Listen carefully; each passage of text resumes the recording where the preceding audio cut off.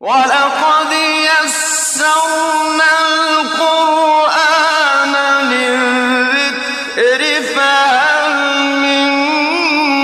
مُّدَّكِرٍ۔ السلام علیکم ورحمۃ اللہ وبرکاتہ۔ قال اللہ تعالی فی القرآن المجید والفرقان الحمید، الف لام را تلک آیات الکتاب المبین، انا انزلناہ قرآنا عربیا لعلکم تعقلون، صدق اللہ العلی العظیم۔ الف لام را یہ اس کتاب کی آیت ہے جو اپنا مدعا صاف صاف بیان کرتی ہے۔ اسے ہم نے نازل کیا اس قرآن مجید کو عربی زبان میں تاکہ تم اسے اچھی طرح سمجھ لو۔ قرآن مجید کا مخاطب انسان ہے۔ انسان قرآن مجید سے محبت کرتا ہے، اس کو مقدس کتاب سمجھتا ہے، اور اس کے تقدس کو برقرار رکھنے کے لیے ہر مسلمان ایمان والے کے دل میں اس سے خاص محبت ہوتی ہے۔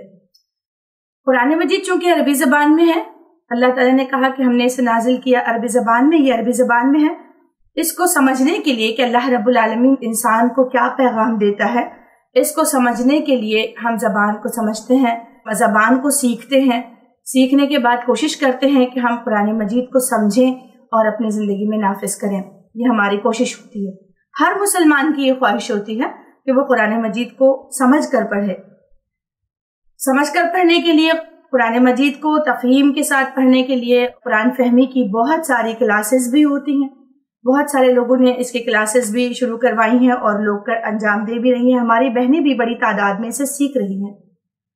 کچھ لفظی ترجمے کے ساتھ سیکھتی ہیں، کچھ بامحاورہ ترجمے کے ساتھ سیکھتی ہیں، کچھ ایسی بہنیں بھی ہیں جو قرآن مجید کے لیے خاص طور پر عربی زبان کو سیکھنے پر اپنی زندگی کا بڑا حصہ لگا دیتی ہیں۔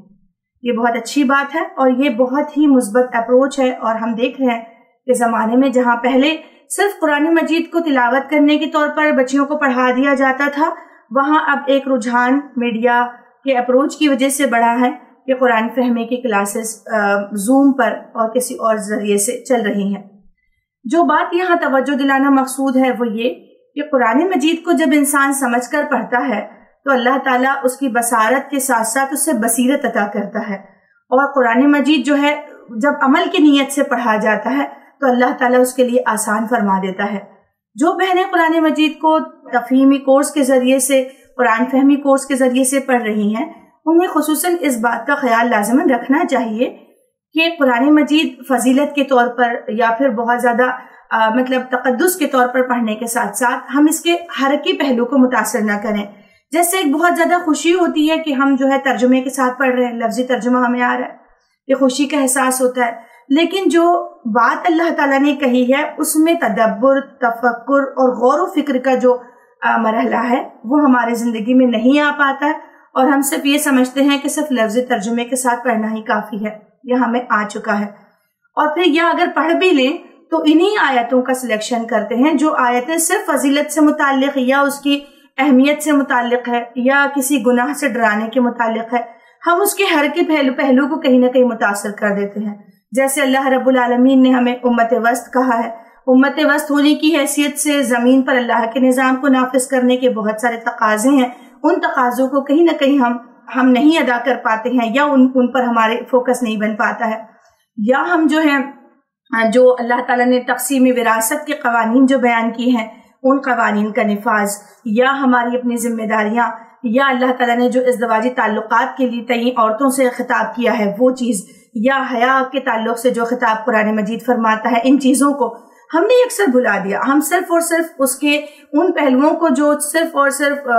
فضیلت سے متعلق ہیں کہ قرآن مجید کی فلاں صورت کو پڑھا جائے، اس کو اہتمام کے ساتھ پڑھا جائے، کہ جمعہ کے دن اہتمام کے ساتھ پڑھا جائے کہ اس سے برکت حاصل ہو، یا پھر لفظی ترجمے میں کہیں الجھ جاتے ہیں۔ تو کوشش ہماری یہ ہو کہ ہم قرآن مجید کے مختلف تراجم کو بھی دیکھیں، اس کے ساتھ ساتھ ہم مختلف تفاسیر کو دیکھیں، پھر یہ سمجھیں کہ قرآن مجید پر جو کام کیا گیا ہے عرصے دراز سے، تو ان آیتوں کی تفاسیر اور ان کے ترجمے میں کیا بات کہی جا رہی ہے، اللہ رب العالمین ہم سے کیا مخاطب ہے، اور اس غور و فکر میں ہم مختلف تفاسیر کے ساتھ اس آیت کو، ایک ہی آیت ہو اس کو ہم مختلف تفاسیر کے ساتھ سمجھنے کی کوشش کریں۔ اس طرح ہوگا یہ کہ وہ آیتیں مزید ہم پر کھلیں گی۔ جو قرآن مجید ہم پڑھتے ہیں، ہم نے پہلے تلاوت کی، پھر اس کے بعد ترجمے سے سمجھنے کی کوشش کی، پھر ہم جب اس کے تفہیم کے طور پر اس کی تفاسیر کو دیکھتے ہیں، پھر ہم بار بار دیکھتے ہیں، تو اس طرح قرآن مجید انسان پر کھلنے لگتا ہے اور وہ کھلتے کھلتے عمل میں بھی گھلنے لگتا ہے۔ تو کوشش یہ ہو کہ ہم قرآن مجید کو اپنی زندگی کا عملی حصہ بنائیں۔